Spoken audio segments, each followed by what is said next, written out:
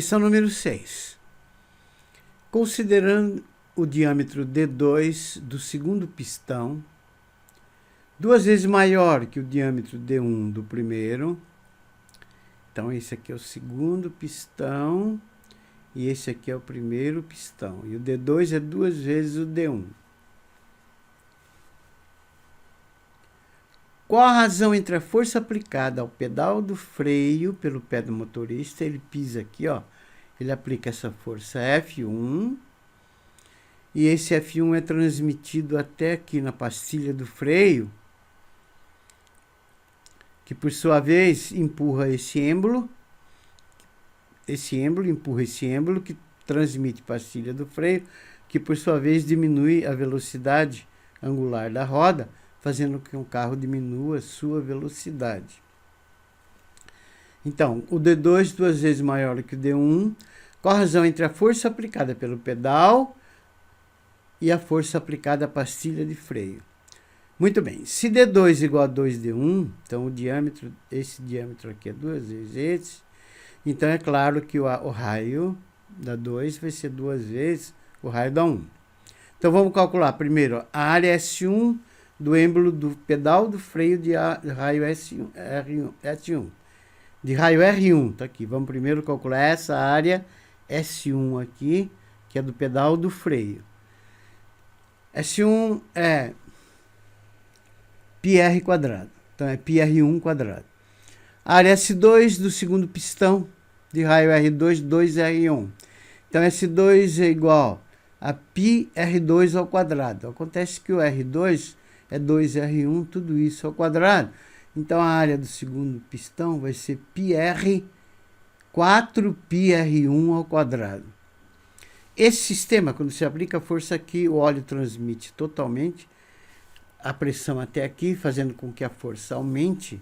Ele constitui uma prensa hidráulica de Pascal, onde F1 é a força aplicada quando o pé pressiona o pedal do freio e empurra o êmbolo do pistão 2 até o disco do freio, que faz com que a roda do carro diminua a velocidade, porque ele está pressionando aqui, ó. Então, aplicando o princípio de Pascal, que diz que F1 sobre S1 é igual a F2 sobre S2, F1 a gente quer, o S1 é πr1 quadrado, o F2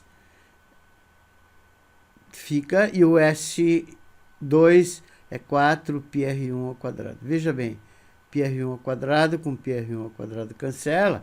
Então, F1 sobre 1 igual a F2 sobre 4. Então, F1 sobre F2 é igual a 1 quarto. Isso significa que se ele aplica uma força de F1 aqui, o pé aplica uma força de F1 no pedal, ela vai ser transmitida até a pastilha do freio 4 vezes maior. Então, vai quadruplicar essa força aplicada pelo pé quando ela atinge a pastilha do freio. A alternativa correta é a A. 7ª questão. Qual o trabalho executado pela força de atrito entre o pneu e o solo para parar um carro de massa 1000 kg, inicialmente com velocidade de 72 km por hora, que dividido por 3,6 vai dar 20 metros por segundo, sabendo que os pneus travam no instante da frenagem, deixando de girar, e o carro desliza durante todo o tempo da freagem. Quer dizer que ele desliza somente sobre a ação da força de atrito. E aqui estão as alternativas.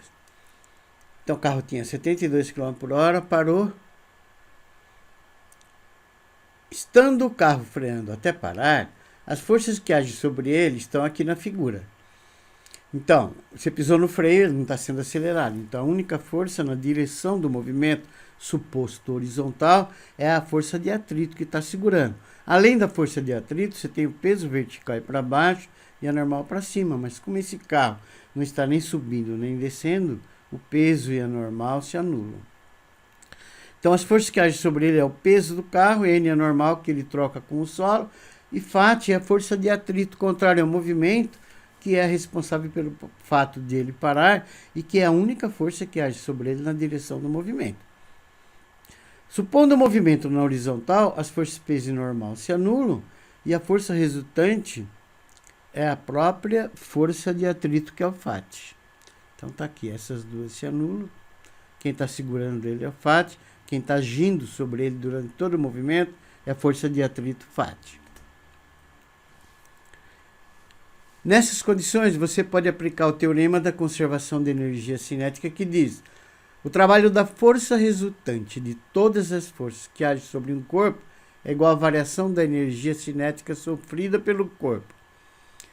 Então, essas expressões são válidas, seja a força resultante conservativa ou não.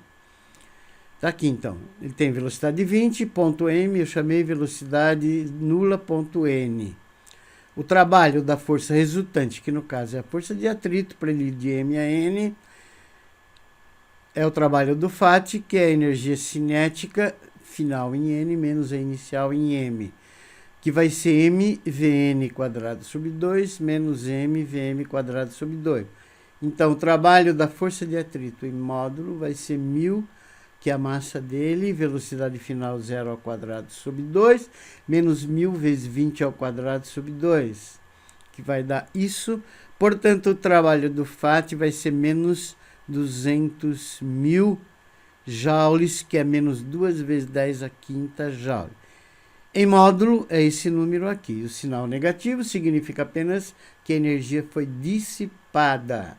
Então, o módulo do trabalho do FAT é 2 vezes 10 a quinta joules, e a alternativa correta é a B de bola. Oitava questão. Por sua baixa eficiência energética, as lâmpadas incandescentes deixarão de ser comercializadas para uso doméstico comum no Brasil. Nessas lâmpadas, apenas 5% da energia elétrica consumida é convertida em luz visível, sendo o restante transformado em calor. Considerando uma lâmpada incandescente que consome 60 watts de potência elétrica, qual a energia perdida sob forma de calor em 1 hora de operação? Veja bem, energia útil 5%, então transformado em calor vai ser 95%. Aqui estão as alternativas. Primeiro, vamos calcular a energia total consumida pela lâmpada de potência 60 watts em 1 hora, que tem 3.600 segundos. Potência e energia por tempo, potência 60, a energia nós vamos achar, e o tempo é 1 hora, 3.600 segundos. Efetuando os cálculos, então essa energia vai dar 216 kW. Essa é a energia que uma lâmpada de 60 watts consome em 1 hora. Acontece que 95% da energia dela é transformada em calor, porque o enunciado falou que apenas 5% é útil. E o enunciado está pedindo quanto é transformado em calor. Então, é transformado em calor 95% desse valor aqui, que vai ser 0,95 vezes 216, que vai dar 205,2 joules, e a alternativa correta é a alternativa C. Questão número 9 da Unicamp, bastante simples, sobre eletrodinâmica, baseada apenas em interpretação de gráfico.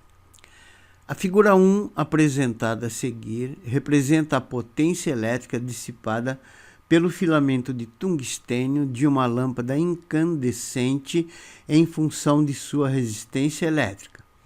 Já a figura 2 apresenta a temperatura de operação do filamento em função de sua resistência elétrica. Se uma lâmpada em funcionamento dissipa 150 watts de potência elétrica, a temperatura do filamento da lâmpada é mais próxima de, e aqui estão as alternativas em temperatura em graus Celsius. Veja, essa é a figura 1, aqui no gráfico você tem a potência em watts e a resistência elétrica em ohms. E aqui está a figura 2, você tem a temperatura em graus Celsius e a resistência elétrica em ohms. Ele quer saber qual vai ser a temperatura quando a potência da lâmpada é de 150 watts. Muito bem, a resistência elétrica da lâmpada, de 150 watts, você pode determinar pelo gráfico da figura 1, que é esse gráfico aqui, ó.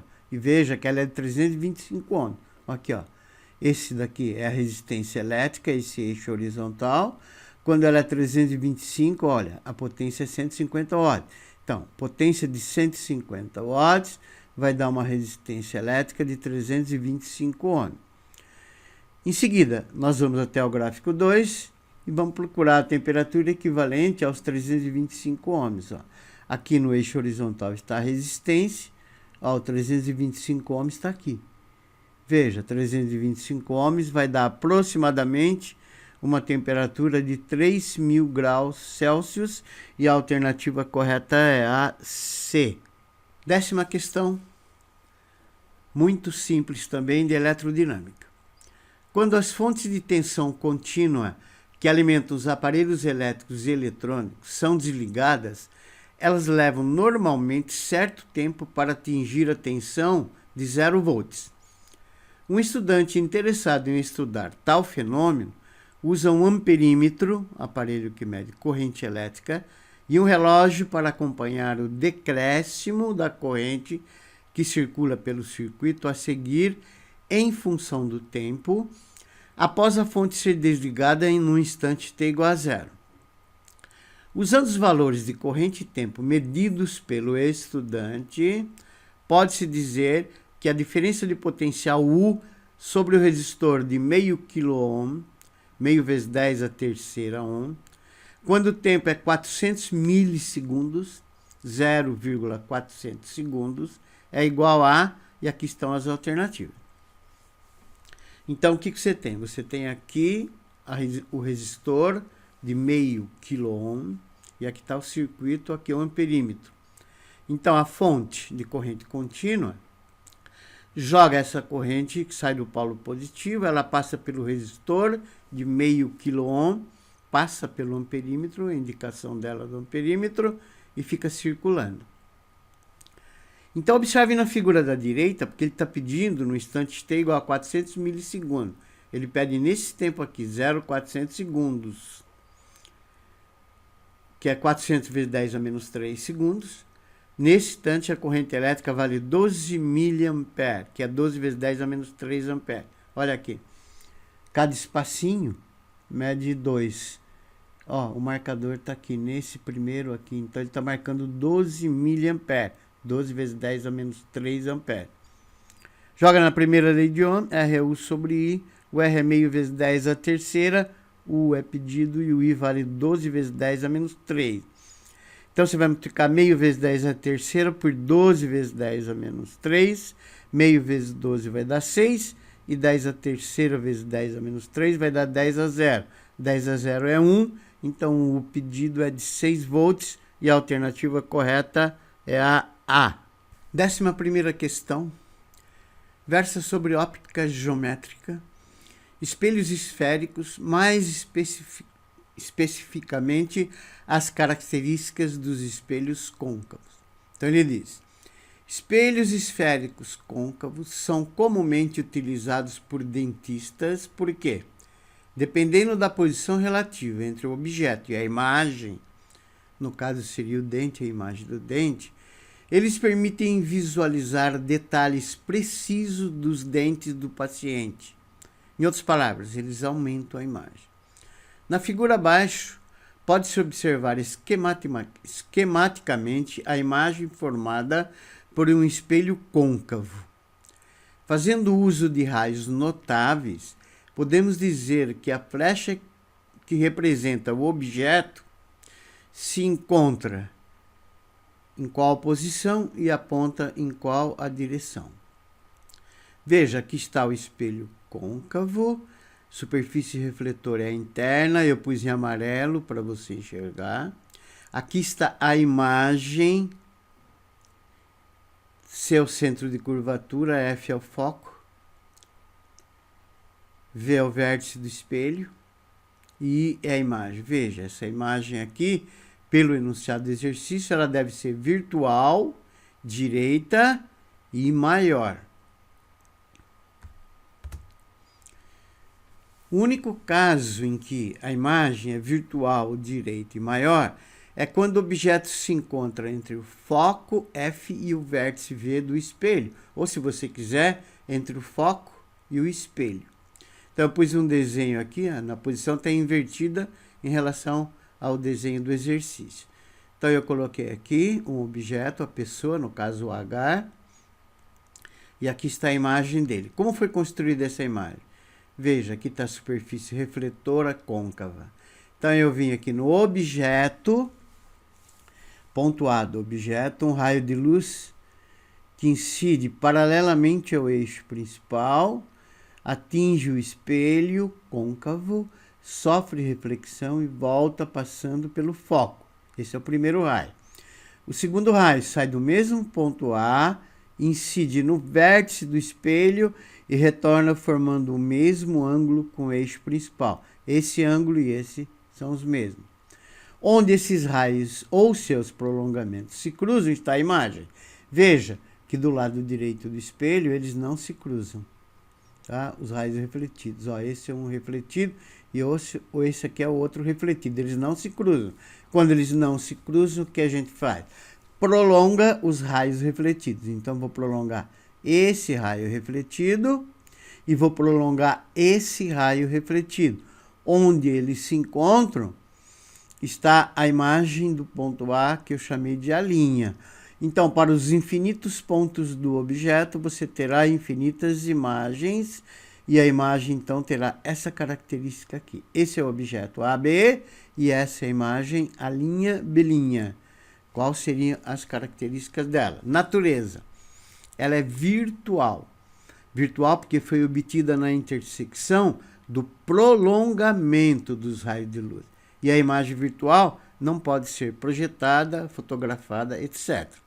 Localização da imagem. Tá vendo? O objeto está em frente ao espelho, ela está atrás do espelho. Tamanho maior que o do objeto. Orientação dela, ela é direita em relação ao objeto. Veja, direita em relação ao objeto. Utilidade. São empregados com frequência quando se deseja obter uma imagem virtual e ampliada. Virtual e ampliada de um objeto, como é o caso dos espelhos de barbear, de toalete, de dentista, espelhos de otorrinolaringologia, etc.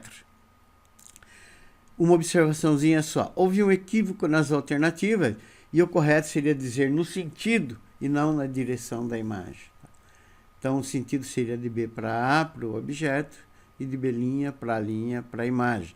De qualquer maneira, a alternativa correta é a alternativa A.